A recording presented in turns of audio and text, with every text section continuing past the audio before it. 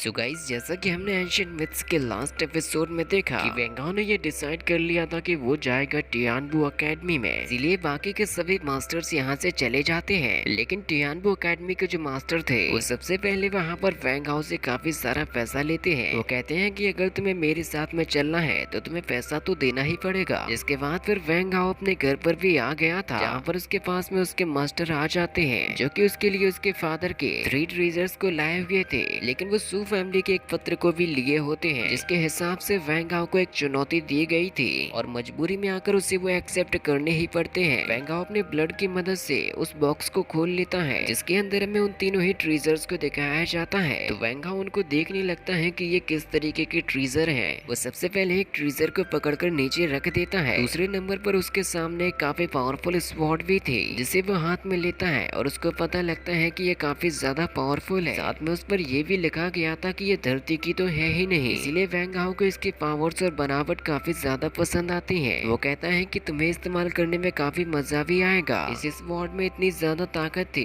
कि उसको वेंगाओ तक नहीं संभाल पाता, क्योंकि वो जैसे ही अपनी पावर से इस स्वॉर्ड को कंट्रोल करता है, इससे काफी ज्यादा पावरफुल फ्रोजन पावर्स निकलती हैं। यहाँ तक कि उससे वेंगाओ को भी एक काफी तेज झटका लगता है। शाओफेन कहता है कि ये स्वॉर्ड तो काफी ज्यादा सेंसिटिव है, क्योंकि कोई भी इसकी ऊर्जा को अपने अंदर नहीं सोख सकता था।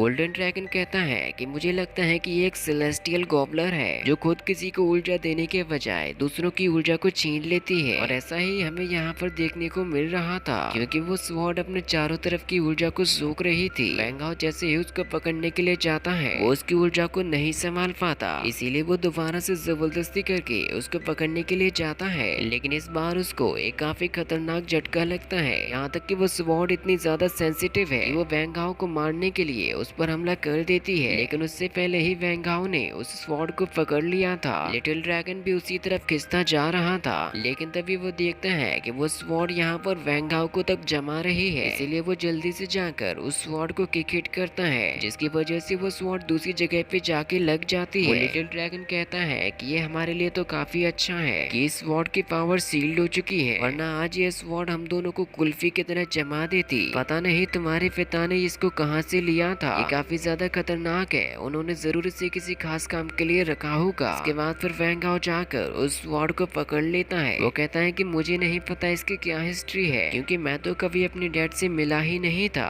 लिटिल ड्रैगन कहता है कि यहाँ पर टोटल 9 ऑर्डर्स हैं, लेकिन यहाँ का जो एक सुप्रीम आर्टिफैक्ट है वो 9th ऑर्डर का तो है ही नहीं। इस हिसाब से तो इसको स्वेलो डे कहा जाना चाहिए। और जो भी आर्टिफैक्ट इतने ज्यादा ताकतवर होते हैं कि वो दूसरों की तक पावर को छीन ले, वो ऐसा स्वेलो स्टेप के जरिए करते हैं। और ऐसी चीजों को जरूर किसी बेस्ट बंदे द्वारा ही बनाया जाता है, जो कि टोटली साइकिक हो, और ये स्वॉर्ड जरूर स्वेलो है। ड्रैगन कहता है कि तुम्हारी आज की जो प्रैक्टिस है, इसके ऊपर तुम कभी भी इस स्वॉर्ड को हावी मत होने देना, क्योंकि कोई भी तेज से तेज एरो भी इसके सामने तो नहीं टिक सकता। इसके बाद फिर वेंगाओ उस स्वॉर्ड को नीचे टेबल पर रख देता है, और वो उसी के अंदर रखे हुए एक और ट्रेजर यानी कि एक स्क्रोल को देखने लगता है। ड्रैगन कहता है कि अब तुम ये क्या कर रहे हो। वेंगाओ उससे कहता है कि अरे तुम कहना क्या चाहते हो। ड्रैगन उससे कहता है कि मेरे कहने का मतलब ये है कि ये जो चीजें तुम्हारे लिए रखी हुई हैं, इन्हें जरूर किसी हाई ऑर्डर के जरिए रखा गया होगा, क्योंकि तुम अभी इसी में देखो, प्राइमरी लेवल वाले जल्द से जल्द जब अपने कल्टिवेशन को बढ़ाते हैं, तो फिर हमें इसमें ये भी पता चल जाता है कि दूसरे साइकिक बंदे अपनी साइकिक पावर को कैसे बढ़ाते हैं और ये काम किस तरीके से करती है, जिनके अंदर डीप पोटेंशियल होता है। तो वेंगाओ कहता है कि क्या वो जगह डोंगुआ है। तो लिटिल ड्रैगन कहता है कि हाँ बिल्कुल, निर्वासन की जो जगह है वही डोंगुआ होती है, लेकिन क्या तुम जानते हो कि उस जगह पर किसी ने श्राप दे दिया था। तो वेंगाओ कहता है कि फिर उसके बाद में क्या हुआ था, लेकिन यहाँ पर लिटिल ड्रैगन उससे कुछ बात तो छिपा रहा था। वो कहता है कि इस बात को छोड़ो, अब तुम्हारे सामने है टोंग टियान, तुम कुछ भी कर लो लेकिन तुम इस फाइट को जीत नहीं पाओगे। वेंगाओ कहता है कि तुम चिंता मत करो, मैं उसे ग्राउंड में घसीट घसीट के मारूंगा। इसके बाद अब हमें शू फैमिली को दिखाया जाता है, जहाँ पर शू हुआंग और शू मुयू होते हैं। शू हुआंग शू मुयू से कहता है कि मैंने डैड से कहा था कि आपको वैसे वेंगाओ को एक ब्रेक दे देना चाहिए था, कि जब ये सब कुछ खत्म हो जाएगा